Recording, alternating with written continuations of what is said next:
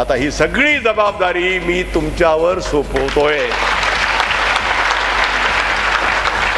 या दोन्हीही मतदारसंघाची जबाबदारी कार्यकर्त्याच्या बळावर आहे. त्यामुळे ही जबाबदारी तुम्ही स्वतः उमेदवार आहात असं समजून, जसं वार्डात उभा असताना कसं आपण रात्रंभर काम करतो, झोपतच नाही, किंवा जिल्हा परिषदेला उभं राहिलो, पंचायत समितीला उभं राहिलो, ग्रामपंचायतीला उभं राहिलो, चैन पडत नाही.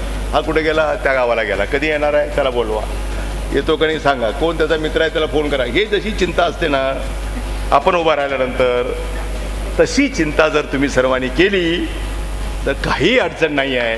हे मी तुम्हाला मुद्दाम या ठिकाणी सांगू इच्छितो. परंतु बेसावध राहू नका. 1 लाख मताने येणार आहेत, मग काय फरक पडतं आपण नाही गेलं तर.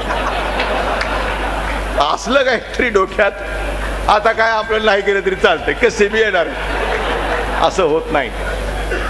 असं होत नाही. हे तुम्ही सर्वांनी मिळून जे तुम्ही ठरवाल त्याच्यावरच ते होणार आहे. आणि म्हणून कुणी गाफील राहता कामा नये, थोडंही ढिलाई दाखवता कामा नये.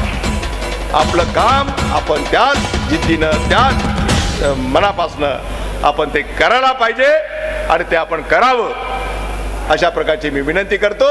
आणि मी मगाशी सांगितलं होतं की लातूर ग्रामीण मधला उमेदवार जर लातूर शहरापेक्षा अधिक मतं घेऊन निवडून आला तर त्याच्यापेक्षा दुसरा चांगला आनंद मला होणार नाही.